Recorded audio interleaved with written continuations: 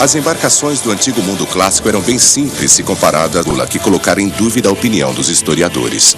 Foi preciso um ditador fascista para resgatar esses navios incríveis e revelar os segredos perdidos por quase 2000 anos. Esses navios eram os Titanics do mundo antigo. Descobertas da Antiguidade. Embarcações antigas. Distribuição Didac.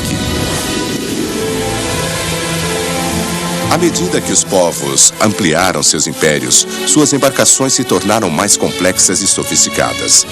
Nosso conhecimento de embarcações antigas cresceu à medida que os destroços de mais naufrágios foram sendo descobertos no fundo dos oceanos. Com as novas tecnologias da arqueologia marítima, estamos aprendendo cada vez mais sobre a tecnologia naval do mundo antigo e suas cargas preciosas. Uma descoberta feita na década de 1920 no Lago Nemi, a 24 quilômetros de Roma, revolucionou todos os nossos conceitos sobre as embarcações do mundo antigo. Barcos de tão grande porte e esplendor nunca tinham sido vistos antes. Mas quem construiu essas embarcações? O que elas poderiam revelar sobre a civilização que as criou? Quando os navios foram içados à superfície daquele pequeno lago vulcânico, sua verdadeira grandeza e complexidade se tornaram visíveis. As descobertas dos navios do Lago Nemi iriam reescrever a história. Resolver o mistério dos navios de Nemi tem sido o trabalho da vida de um homem, o Dr. Marco Bonino. Os navios de Nemi são muito importantes em parte porque são os destroços mais completos desse período já encontrados. E também devido ao seu tamanho, esses navios eram realmente excepcionais. Os dois enormes navios revelariam segredos sobre os abusos do Império Romano. A bordo havia estátuas, esculturas e uma tecnologia tão incrível que só se acredita vendo. Qual era o significado desses artefatos de bronze? E o que esses navios enormes estavam fazendo tão longe do mar num lago isolado com apenas 1,5 km de diâmetro? Os navios de Nemi eram embarcações colossais. Mediam mais de 70 metros de comprimento e 20 de largura, o equivalente a 2 quadras de tênis alinhadas. No panorama do Lago Nemi, essas embarcações seriam impressionantes dentro do lago, dominando a paisagem. O simples tamanho dos barcos navegando num lago como o Nemi parece incrível. Mas para o Dr. Marco Bonino, era a qualidade extraordinária da construção que aguçava sua curiosidade.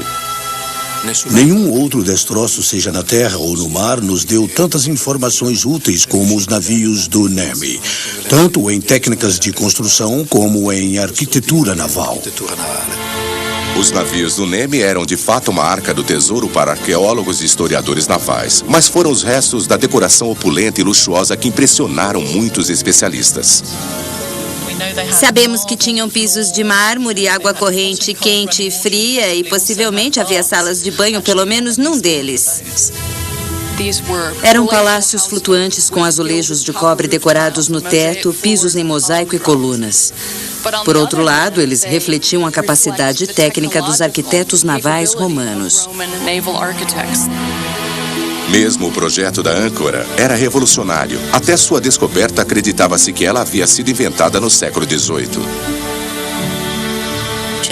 Os mecanismos usados nestas casas-barco eram extremamente avançados e não foram encontrados em nenhum outro lugar. Os dispositivos mecânicos a bordo desses navios trouxeram novidades sobre a tecnologia antiga. Porém, havia uma revelação mais incrível ainda. Quando os arqueólogos removeram canos de chumbo da areia em torno dos destroços, encontraram algumas inscrições surpreendentes. Depois de removerem a lama, o nome de um despótico jovem imperador romano apareceu: Gaio César Augustus Germanicus, mais conhecido como Calígula. Calígula tornou-se imperador em 37 d.C. com apenas 25 anos de idade. Ficou rapidamente obcecado com o poder e a riqueza em suas mãos. Conquistou a reputação de tirano cruel e sádico que dilapidou a grande fortuna de Roma na busca do prazer. Ele infundiu um certo entusiasmo no povo romano quando assumiu o poder. Mas logo essa visão tornou-se negativa. Fontes indicam que ele enlouqueceu e enfatizam a indulgência do seu reinado. Há todo tipo de histórias sobre sua crueldade, relatadas por Suedônio e outros. Escritores romanos registraram como Calígula era incapaz de controlar sua maldade e brutalidade naturais. Ele adorava assistir a torturas e execuções e, disfarçado com peruca e manto à noite, se entregava aos prazeres da gula e do adultério. Calígula provavelmente gostava muito de sangue. Sabemos que ele arrancou o bebê do ventre de sua irmã, que ele engravidara. Então, acho que qualquer pessoa que faça isso precisa ter uma atitude bem sanguinária e macabra em relação à vida. Mas nem todos seus interesses eram tão horríveis. Calígula tinha um verdadeiro amor pelo mar. Ele era bisneto de Augusto e de Marco Antônio, respectivamente o vencedor e o perdedor da grande batalha naval de Ácio, que decidiria o destino de Roma 2 gerações antes. Era também neto de Agripa, o comandante da frota vitoriosa e construtor do Panteão original. Sabemos que Calígula adorava barcos. Fontes antigas, como Suetônio, mencionam alguns barcos específicos que ele mandara construir, chamados libúrnios. Era um tipo único de barcos para alto mar. Na coluna de Trajano, em Roma, podemos ver ilustrações antigas desses barcos. Eram galés rápidas, ágeis, a embarcação predileta dos piratas que haviam saqueado navios mercantes romanos no leste do Mediterrâneo. Calígula projetou sua própria versão arrojada.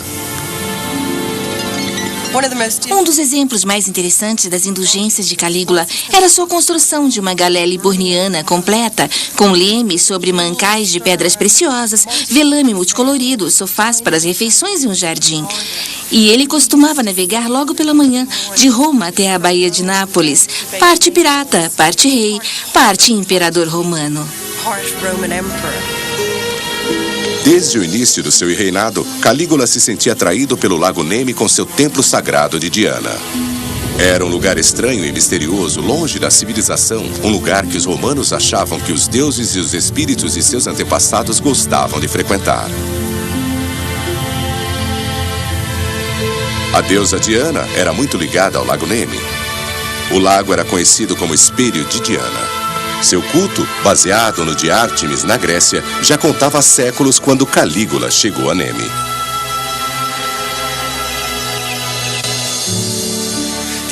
Como Ártemis, Diana era essencialmente uma deusa das matas e florestas, uma deusa do mundo selvagem, não urbano, longe da vida cosmopolita de Roma. Mas ela também é associada a rituais de transição e iniciação. Calígula ficou obcecado com o culto sensual de Diana em Neme.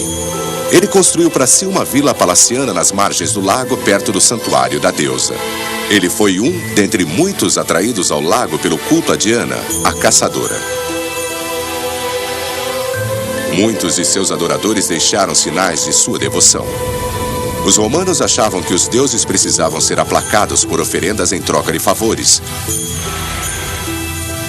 Uma grande variedade de objetos belos e intrigantes foi encontrada nas imediações do templo de Diana.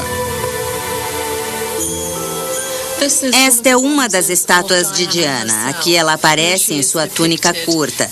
Nas costas vemos sinais de uma aljava. Infelizmente, o arco não existe mais. Ela também aparece com o braço erguido. E sabe-se que no dia da sua comemoração, as mulheres que tivessem suas preces atendidas por Diana desfilariam empunhando tochas até o santuário com flores no cabelo. O sexo ritual fazia parte do culto a Diana. Porém, sacrifícios humanos mais alarmantes eram feitos perto do lago. Durante escavações do século XIX, foi descoberta esta plataforma, supostamente onde eram feitos os sacrifícios humanos. A sinistra combinação de sexo e morte teria atraído Calígula. É mais do que provável que o aspecto cruel e sanguinário deste culto tenha interessado muito a Calígula. cujo caráter era marcado pela tirania e crueldade sádica, que seu biógrafo, Suetônio, descreve tão vividamente.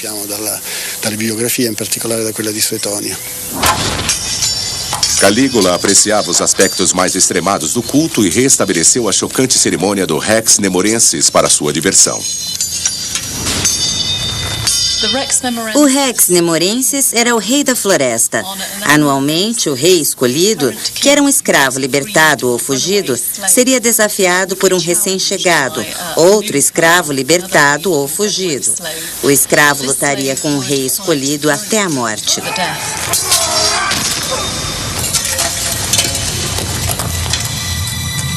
O culto a Diana permitia que Calígula explorasse atividades perversas e sanguinárias disfarçadas de cultos religiosos. O Lago Nemi era o lugar ideal para ele se permitir isso. Calígula queria dar à sua presença no Lago Nemi importância máxima. Um palácio não seria o bastante para ele. Sua extravagância o levou a mandar construir 2 enormes embarcações de luxo para o homem mais poderoso do mundo. Suas instruções foram que o primeiro barco deveria ser um templo flutuante, dedicado à adoração de Diana. O segundo seria um iate de luxo, para Calígula e sua comitiva relaxarem. Ele ordenou que os barcos fossem únicos e se orgulhava por estarem no lago. Além do calor do verão em Roma ser insuportável, no lago, Calígula buscava refúgio dos seus problemas na cidade. Apenas um ano depois de iniciado seu tirânico e bizarro reinado, muitos romanos já estavam revoltados com a gastança desenfreada e o comportamento excêntrico do imperador. Aos olhos do povo, ele estava se tornando um líder instável. Forças estavam se armando contra ele em Roma e havia boatos de conspirações para depô-lo. Calígula escaparia da cidade para o seu santuário no Lago Nemi, onde novamente era cercado de paz e tranquilidade, com o calor e a política de Roma longe de seus ouvidos e da sua mente. Novamente, Calígula poderia se concentrar no projeto de seus magníficos navios. Eles celebrariam Sua Majestade e o elevariam acima de todos os outros. O que ele realmente estava tentando fazer era recriar as balsas de prazer helenistas dos reis Ptolomeus. Calígula se inspirou em escritos antigos que contavam a decadência dos príncipes helenistas. Com a morte de Alexandre o Grande em 323 a.C., os despojos do império foram distribuídos entre os príncipes que usaram essa grande riqueza para levar uma vida de extraordinária indulgência para consigo mesmos e para construir embarcações incríveis, nas quais desfrutavam de passeios de luxo. Os príncipes helenistas gostavam de dar festas ou celebrar rituais religiosos em barcos chamados de talamego. De fato, barcos de recreação. O maior desses palácios de prazer flutuantes era o Siracusa. Foi construído para Herón de Siracusa por volta de 240 a.C. e acredita-se que tinha 80 metros de comprimento. Acredita-se que o Siracusa tenha sido o maior navio de transporte construído na antiguidade. No convés superior, 400 soldados ficavam aquartelados. No convés seguinte, havia 142 camarotes de primeira classe, com muitas das mordomias de um navio de cruzeiro moderno. O Siracusa era como um hotel flutuante, mobiliado com um material luxuoso e contando até com um ginásio e uma capela dedicada a Afrodite, a deusa do amor.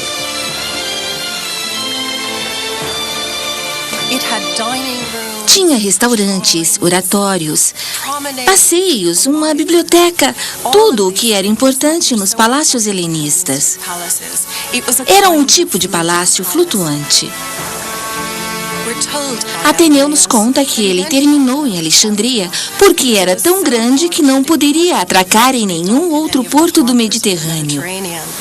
Então Herón o deu ao rei Ptolomeu de Alexandria. Calígula estava ansioso não só para imitar, mas também para superar os príncipes helenistas de Siracusa e do Egito. Porém, num lago pequeno como Nemi, como construir uma embarcação tão grande? Foi montado um estaleiro provisório nas vizinhanças, talvez até no local do museu agora dedicado aos navios colossais. O estaleiro teria sido construído à beira d'água. Provavelmente onde estamos agora é o lugar mais óbvio. Calígula convocou projetistas do Centro Naval Romano em Miceno para trabalharem nos seus navios. Suas exigências eram um desafio, já que os barcos precisavam ter calado suficientemente reduzido para não encalharem no lago, mas ao mesmo tempo largura suficiente para não ficarem instáveis com o peso da superestrutura. Era uma tarefa difícil criar navios com especificações tão incomuns. O palácio flutuante parecia conter um grande prédio e vários outros menores com antecâmaras e corredores. Não tinha meios de propulsão e precisava ser rebocado. Os projetistas resolveram o problema da largura e da quilha reduzida construindo a embarcação com nada menos do que 5 quilhas. O segundo navio, que continha um templo talvez dedicado a Diana, foi mais fácil de reconstruir. O templo ficava na popa da embarcação. Havia uma pequena construção quadrada na proa e fileiras de colunas ligando as duas. O navio do templo era equipado com barcos e instalações para no mínimo 100 remadores. A mão de obra em ambas as embarcações era da melhor qualidade. As técnicas de construção eram extremamente avançadas e isso tudo sugere um projeto muito bem planejado e organizado. Foi em projetos extravagantes como esses 2 navios que Calígula esbanjou toda a fortuna tão cuidadosamente amealhada por seu frugal antecessor Tibério. Mas o que realmente acontecia a bordo desses navios? Fica evidente pela opulência dos restos encontrados que as atividades hedonistas eram prioridade para o imperador romano e seus amigos. O mármore, o mosaico, a decoração rebuscada. Isto era um parque de diversões para Calígula e seus companheiros. Acho que muitos sonhos se tornaram realidade nesses navios.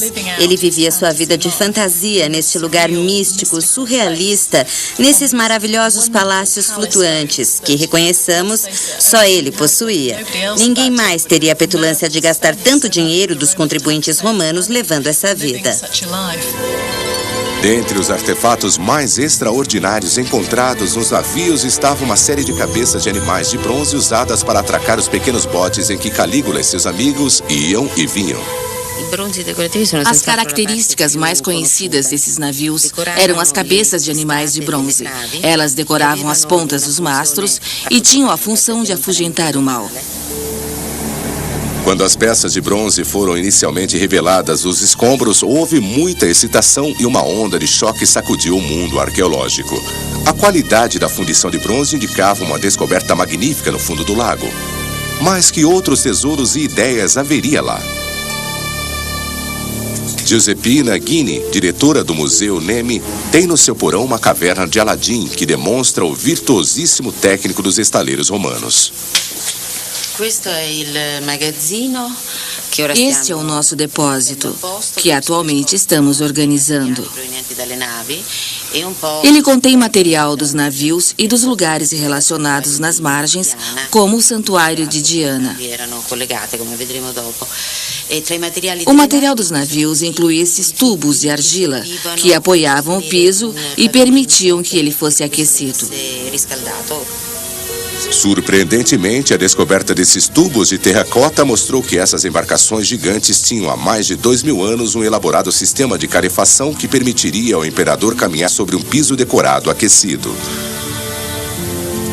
Os cilindros de argila ficavam numa camada de azulejos colocada no convés. Em torno do cilindro circulava ar quente aquecido por uma fornalha abaixo dos decks. Havia paredes entre as fileiras de cilindros, as quais sustentavam um piso coberto com um mosaico luxuosamente decorado. Os mosaicos a bordo, embora não tão grandiosos como este exemplo de Arles na França, teriam desenhos coloridos e intrincados. Durante as escavações foram encontrados pequenos fragmentos dos belos pisos dos navios.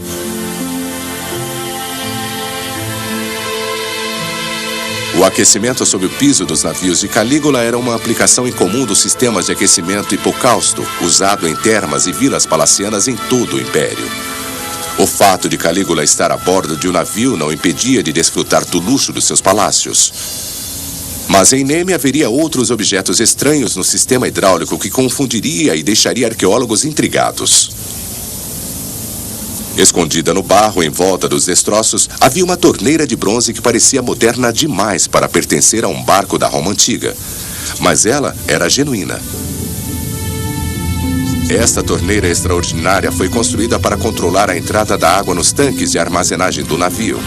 A partir desses tanques, a água seria distribuída para o navio todo por gravidade por uma série de canos de chumbo entremeados com válvulas de bronze. Os arqueólogos de 1920 não conseguiam acreditar que elas datavam de 2000 anos atrás. A torneira era de bronze e fora encontrada fora do sistema. Porém, é fácil reconstruir onde ela estava montada.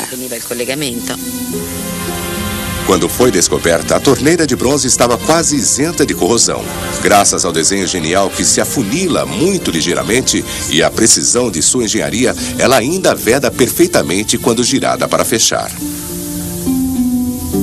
É notável que instrumentos de precisão feitos de bronze como essa torneira continuem sendo feitos atualmente usando quase exatamente o mesmo método dos romanos. As descobertas nos navios de Neme provaram que os romanos usavam técnicas sofisticadas de fundição e eram mais habilidosos do que antes se pensava. A única diferença entre a torneira moderna e a encontrada em Neme é 2000 anos. A torneira encontrada nos navios de Neme significa que precisamos repensar nossas percepções de engenharia da Roma antiga. Contudo, a maior surpresa à espera dos arqueólogos era a construção complexa dos navios em si. Acho que se perguntassem a alguém hoje como se constrói um barco, certamente ouviriam que é montando um esqueleto de costelas e depois embrulham-se as tábuas para fazer o casco. Porém, na antiguidade, o processo era bem diferente. As tábuas do casco eram unidas em cavilhas e depois se acrescentava a estrutura ou as costelas, que eram inseridas na casca existente. A construção em madeira dos navios estava tão bem preservada que permitiu aos estudiosos examinarem em detalhe as técnicas de construção de embarcações dos romanos. Mas havia outros exemplos dessa técnica, de fora dos limites do Império Romano. Em 1981, em Mainz, na Alemanha, foi descoberto um grupo de 5 embarcações romanas que estão expostas no Museu de Navegação Antiga de Mainz.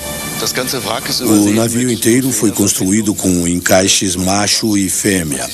A cada 25 centímetros havia uma pequena cavilha de madeira que se encaixava exatamente nas tábuas, em ambos os lados.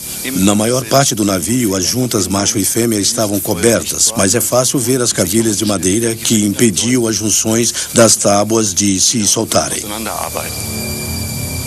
Embora construídos 700 anos depois dos navios de Neme, os barcos de Mainz seguem a tradição de fazer o casco primeiro, que agora sabemos que prevaleciam no Mediterrâneo.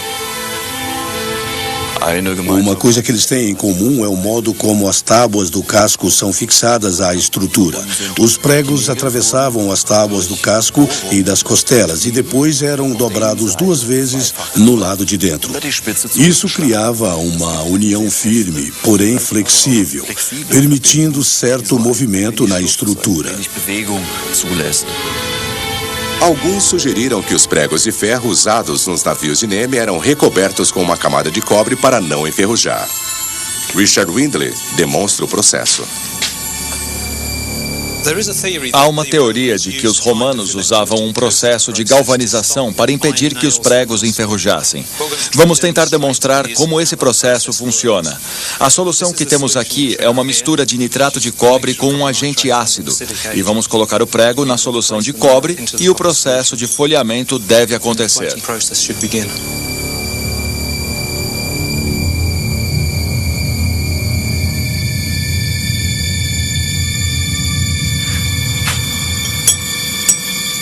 O processo é bem intrigante.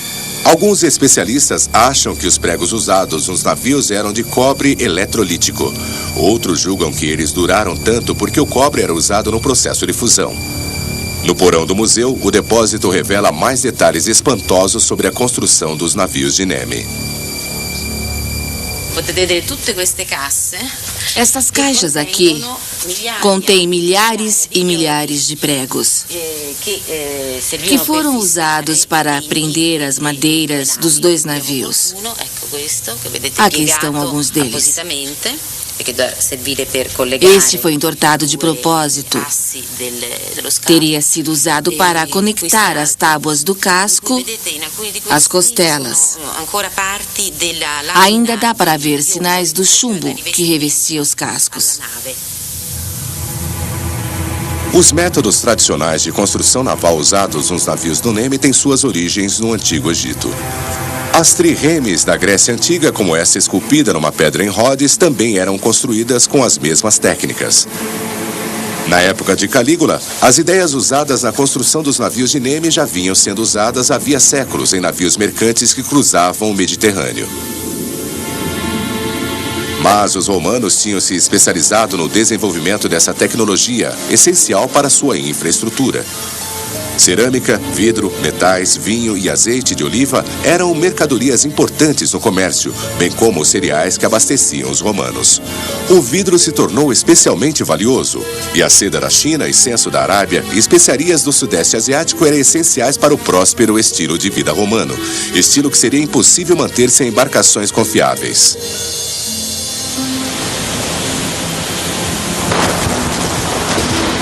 O grande número de naufrágios romanos em toda a costa do Mediterrâneo é um testemunho da escala do comércio marítimo, bem como dos seus riscos.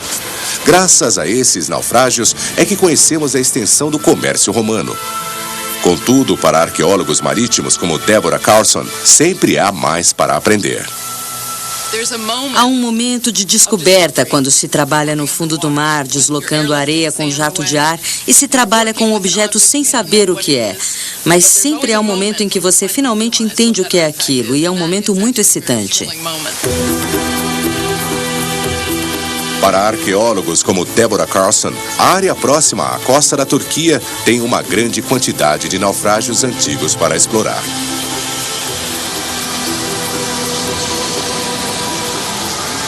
A correnteza por aqui é mínima. Quando chegarmos lá embaixo, procure não agitar o fundo, porque é bem arenoso e lamacento.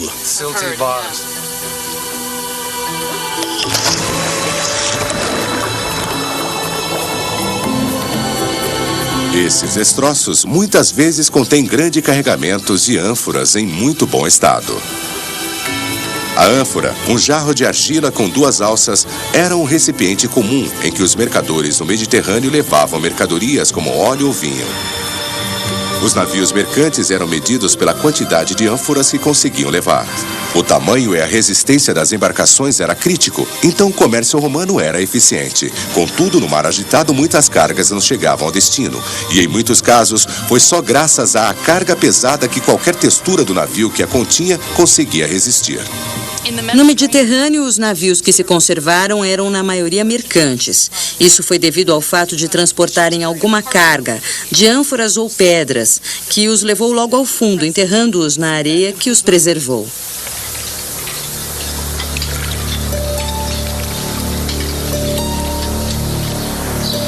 Deborah Carlson trabalha há anos em escavações de naufrágios do Instituto de Arqueologia Náutica. A sede do instituto fica em Bodrum, na Turquia. As expedições fizeram algumas descobertas incríveis perto da costa turca. Isso é parte de uma ânfora de um naufrágio do 5º século antes de Cristo. Na verdade, temos um exemplar mais intacto aqui, que lhe dá uma ideia do aspecto dessas ânforas de transporte. Ela comporta cerca de 25 litros de líquido. Suspeitamos que a ânfora contivesse vinho, porque vemos restos do revestimento de piche no seu interior e dá para ver um pouco aqui, perto do bocal. Num dos projetos arqueológicos mais produtivos do Instituto, um naufrágio romano mais recente em Yassiada, na Turquia, foram encontradas ânforas contendo água potável, vinho, óleo, molho de peixe, cereais, azeitonas e frutas. Também havia restos de roupas, calçados e dados de jogo, pertencentes à tripulação. A madeira dos destroços está sendo preservada no porão do Instituto. Estas bandejas contêm algumas madeiras do navio.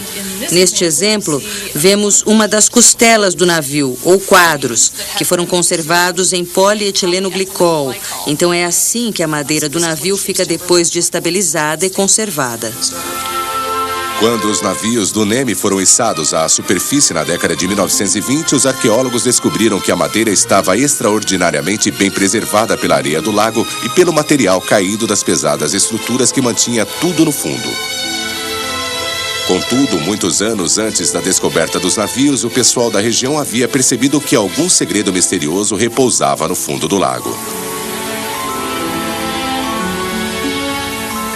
A descoberta dos navios do NEMI é realmente uma história em si que mostra de várias formas o desenvolvimento da tecnologia da arqueologia marítima. Mesmo em tempos medievais, circulavam boatos nas comunidades em torno do lago sobre o naufrágio de 2 barcos enormes que às vezes podiam ser vistos no fundo. Não demorou muito até arqueólogos e caçadores de tesouros serem atraídos ao lago e pedaços da superestrutura dos navios, ânforas e pedaços de madeira serem içados à superfície. Durante séculos, o povo que habitava os Montes Albanos, nesta região, soube desses navios lendários no fundo do lago e foram feitas várias tentativas para resgatá-los e entrar neles. Já no século XV, o famoso arquiteto e cientista Leon Battista Alberti mandou construir uma plataforma flutuante e tentou içar pedaços dos navios usando ganchos. Esses são alguns dos ganchos usados durante o Renascimento, quando fizeram as primeiras tentativas de resgatar os navios. Tudo o que conseguiram foi arrancar pedaços de tecidos e decorações que acharam que valia a pena trazer para fora. No processo, destruíram boa parte da infraestrutura dos navios. Um século depois, outra tentativa foi feita por Francesco De Marchi. Esta foi a primeira vez que alguém tentou mergulhar com algum tipo de equipamento para isso. Disse que ele tinha um capacete de madeira com uma janela tipo escotilha, feita de vidro. Foi projetada por Leonardo da Vinci, mas sofreu algumas modificações. Passaram-se os séculos até 1827, quando os arqueólogos decidiram pendurar uma campânula metálica de uma plataforma flutuante no lago. Tiveram sucesso parcial, conseguindo resgatar pedaços de esculturas e do mosaico do piso. Então, em 1885, Lord Saville, o embaixador britânico em Roma, descobriu 1.500 peças incríveis perto do templo de Diana, à margem do lago. Esta enorme coleção de artefatos foi posteriormente doada ao Museu de Nottingham, na Inglaterra. Ele se interessou por arqueologia enquanto esteve em Roma e fez várias escavações até obter uma licença para escavar em NEMI como arqueologista-chefe.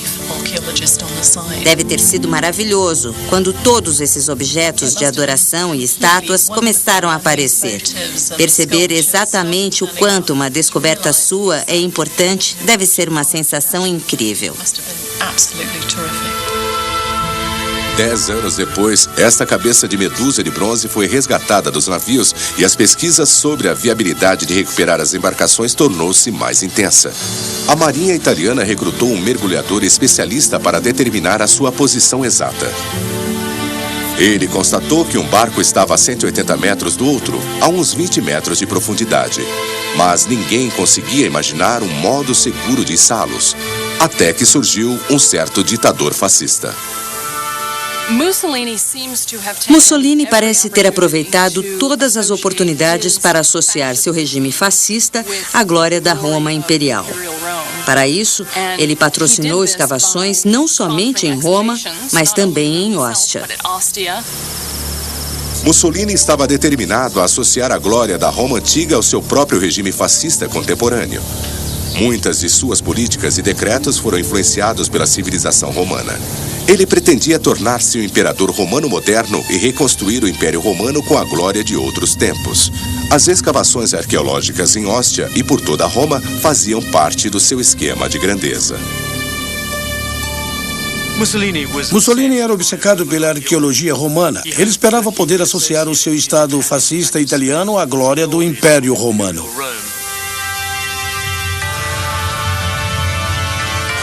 Se conseguisse ligar a Roma antiga com a moderna, poderia atrair a classe média intelectualizada para o seu regime fascista.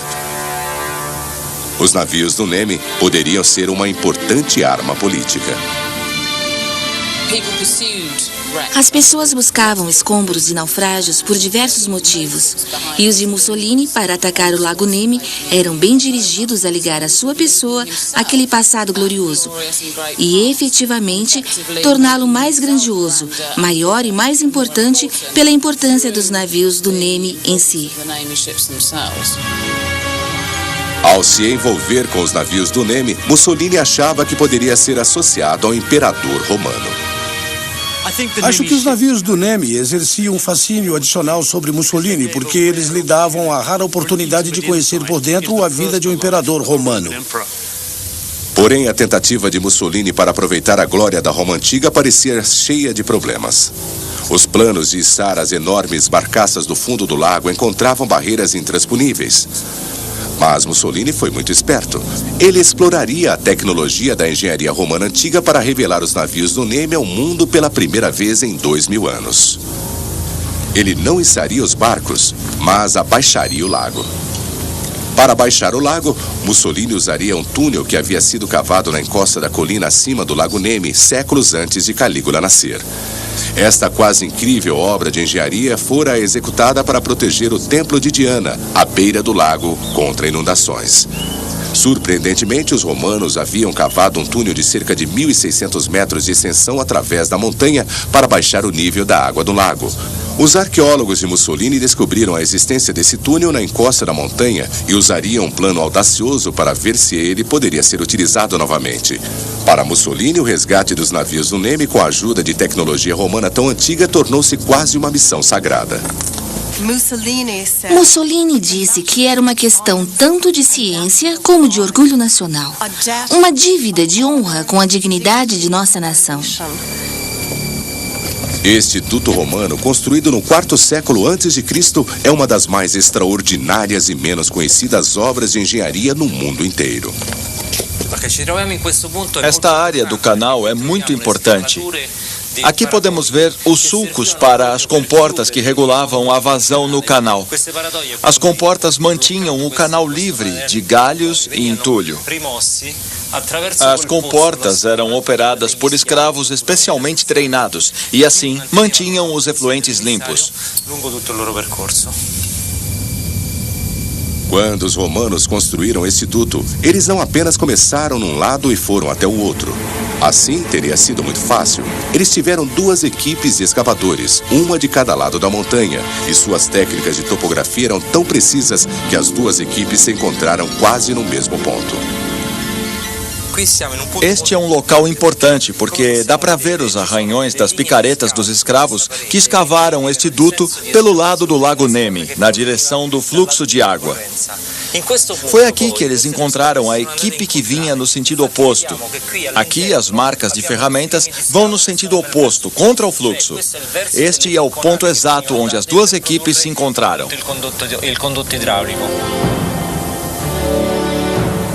Em 20 de outubro de 1928, Benito Mussolini chegou ao lago para ligar as turbinas gigantes que bombeariam a água em costa acima para a boca do velho duto. Gradualmente, a água no lago começou a baixar. Foi um momento de triunfo quando as bombas começaram a puxar a água pela encosta. O que seria revelado no fundo do lago iria espantar o mundo inteiro. Os dois navios seriam vistos pela primeira vez depois de 2000 anos. Estavam incrivelmente bem conservados. O tamanho e o estado das embarcações surpreenderam até os arqueólogos. Mas, acima de tudo, esses dois navios e seu maravilhoso acabamento dariam novas provas da vida na Roma antiga. Pelas notáveis descobertas das tentativas anteriores de resgate, os arqueólogos perceberam que estavam à beira de um achado espetacular e não ficaram decepcionados. Por toda parte nos navios, as peças de bronze finamente moldadas impressionavam pela sua qualidade e conservação. Cada ponteira era individualmente moldada na forma de um sátiro, de uma gazela ou uma ninfa. Muitos dos azulejos de cobre do forro sobreviveram e a maravilhosa cabeça de leão que encimava o leme, provida de um anel para sua fixação, estava quase em perfeito estado. Um enigmático braço de bronze revelou-se mais um símbolo para espantar olhares maldosos. Em pouco tempo, os arqueólogos estavam traçando plantas dos navios com detalhes de onde tudo fora encontrado. Antes da descoberta dos navios de Nemi, não tínhamos uma ideia muito precisa de como as embarcações antigas eram construídas. E quando eles foram içados, isso ofereceu a arqueólogos e arquitetos navais uma oportunidade de realmente estudar e apreciar exatamente o que se usava na construção de uma embarcação com macho e fêmea e cavilhas. Os conhecimentos aceitos da construção de navios antigos precisaram ser reexaminados. A escavação revelou que âncoras de pedra como esta já eram coisa do passado quando os navios de Calígula foram construídos. Informações excitantes surgiam à medida que uma grande quantidade de artefatos importantes de tecnologia antiga se revelava. Foi descoberta uma série de inventos mecânicos a bordo. Este complexo dispositivo de metal foi reconstruído pelo Museu de Nemi. É uma das diversas bombas de esgotamento do porão com caçambas e correntes usadas para remover o excesso de água das embarcações. Estas rodas d'água funcionavam com um sistema de correntes e pás ou pequenas bacias para tirar a água dos porões. Também havia bombas a pistão para o mesmo propósito, que também eram acionadas manualmente. Esta bomba manual era tecnicamente muito avançada. Ela usava a pressão do ar para deslocar a água em torno das embarcações. Baseia-se no projeto do inventor grego Tesíbio e é um dispositivo engenhoso. Mas que eficácia poderia ter uma bomba tão antiga? Certo, é assim que pensamos que seria a bomba do navio de Nemi. Esta é uma reconstrução, provavelmente numa escala de 1/3 ou 1/4. O que temos aqui basicamente é uma bomba de pressão que seria usada para erguer ou forçar a água em torno de um sistema de dutos dentro da embarcação. Tem cilindros duplos de duplação. A vazão de água é contínua em comparação com uma bomba de pistão único, onde o fluxo é intermitente. Quando se levanta a alavanca, a bomba pega a água no reservatório embaixo e a leva para cima. Ao baixar a alavanca, a água é empurrada por um sistema de válvulas na traseira da bomba. Do reservatório, a água pressurizada era distribuída pelo navio inteiro. Esse projeto é extremamente eficaz. Incrivelmente, as válvulas dentro da bomba eram feitas de madeira e bronze e ofereciam uma vedação muito boa. A bomba seria ligada aos tanques de água a bordo dos navios, onde se coletava a água da chuva que era armazenada para uso posterior. Mas as bombas não foram os únicos objetos encontrados a bordo dos navios que empolgaram os arqueólogos. Nos destroços dos navios havia uma plataforma com uma série de objetos estranhos de bronze. Depois de algum exame, concluiu-se que eram rolamentos de esferas romanos. Esta era uma descoberta espantosa, pois se acreditava que a primeira menção a rolamentos e esferas da história tivesse surgido no Renascimento, nos trabalhos de Leonardo da Vinci. Porém, estas descobertas eram 1400 anos anteriores a Leonardo. Foram encontrados 2 conjuntos de rolamentos e esferas. Mas para que eles eram usados? Alguns acreditam que eram parte de um mecanismo para içar a âncora do navio, mas outros acham que eles giravam a plataforma que apoiava a imagem de uma deusa. A plataforma seria acionada por um mecanismo abaixo do convés, fazendo a estátua se movimentar como mágica. Uma teoria é que a plataforma apoiava uma estátua de Diana. Porém, recentemente surgiu uma hipótese alternativa. Alguns acreditam que a chave para o comportamento estranho de Calígula seria uma obsessão com os governantes e deuses do Egito helenista. Imagina-se que ele tenha viajado até lá quando menino com seu pai, Germânicos, e ficou fascinado com tudo que era egípcio. Ele se interessou particularmente pelos deuses irmãos Osíris e Ísis. Parece que Calígula gostava de imitar o rei helenista do Egito, Ptolomeu IV, que se casou com a irmã e autoproclamou a ambos como reis divinos. Calígula também teve uma relação incestuosa com sua irmã e encorajava a adoração a Ísis. Não é por coincidência que, após a conquista do Egito por Augusto, Roma importou muitas crenças e métodos de culto orientais. Mesmo aqui em Nemi, no santuário de Diana, essa deusa foi substituída por Ísis, supostamente durante o reinado de Calígula. Então seria esse o motivo de Calígula querer tanto construir para si um palácio flutuante de prazeres como os dos governantes helenistas do Egito? E foi o fascínio de Calígula com os deuses irmãos Osíris e Ísis apenas um modo de racionalizar a própria luxúria com sua irmã Drusila? Sem dúvida, relatos contemporâneos dizem que seu luto por ela após sua morte prematura foi de uma extravagância histriônica. Após a morte de Drusila, Calígula a endeusou, dando-lhe honras que nenhuma mulher romana jamais tivera antes e que nunca mais seriam dadas a qualquer outra. Então, sua ligação com os Ptolomeus talvez fosse muito mais pessoal. E ele os viu legitimarem esse relacionamento muito peculiar que ele parece ter tido com sua irmã.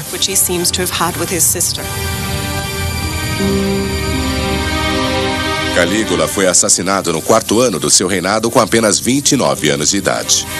Os romanos estavam tão irritados com sua ganância, crueldade e arrogância que seus fabulosos navios foram afundados e deixados para apodrecer no fundo do lago, até serem resgatados por ordem de Mussolini. Mas a história não termina aqui. Um museu foi especialmente construído para os navios no local onde eles haviam sido construídos, à beira do lago. Os navios foram cuidadosamente manobrados para dentro dele e lá ficaram até perto do final da Segunda Guerra Mundial, quando o exército alemão em retirada lhes ateou fogo. Os navios do Nemi foram quase totalmente destruídos. Foi um desastre. Foi uma grande tragédia os navios do Nemi terem sido destruídos. Foi como se o Coliseu tivesse sido demolido ou alguma coisa tão grave assim. Nunca antes navios de tamanha qualidade, luxo, primor técnico e estado de conservação do mundo antigo haviam sido encontrados. Depois de terem sido recuperados do fundo do lago, os navios do Nemi ficaram disponíveis para estudo por professores e arqueólogos durante menos de 15 anos, até sua destruição final. É algo que nunca poderemos recuperar. São informações perdidas para sempre. Restaurar o museu foi relativamente fácil. Mas o que poderia ser feito com os navios? A perda desses navios é irreparável.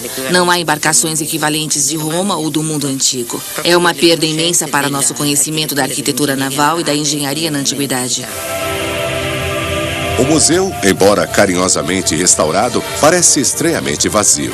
Embora alguns artefatos de madeira, como a âncora romana, tenham milagrosamente sobrevivido, os dois modelos em pequena escala dos navios são minúsculos diante da lembrança dos originais. Aqui se podem ver alguns pedaços de madeira que foram salvos do incêndio. Nós os restauramos recentemente. Há um pedaço maior à mostra, no andar de cima. Todos ainda têm sinais e até o cheiro de queimado. O desastre parece catastrófico. Apesar disso, a doutora Giuseppina Ghini e seus colegas do museu estão decididos a resgatar alguma coisa das chamas. Seus planos ambiciosos envolvem nada menos do que reconstruir um dos extraordinários navios de Calígula a partir do zero.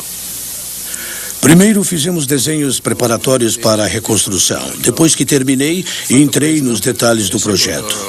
Quando isso ficou pronto, dei aos construtores navais e eles fizeram aquela quilha que você viu lá fora.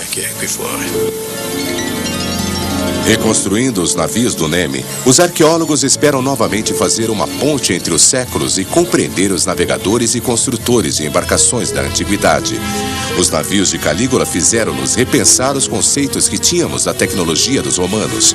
Anteriormente, pensávamos nos grandes barcos de prazer como mitos, mas os navios do Nemi nos fizeram reconsiderar. O que realmente espantou o mundo foi o tamanho dessas embarcações e sua tecnologia avançada. Um dia, se os planos se concretizarem, haverá uma réplica do navio do Templo de Calígula singrando o lago e novamente se mostrará ao mundo que esses navios eram os Titanics do mundo antigo.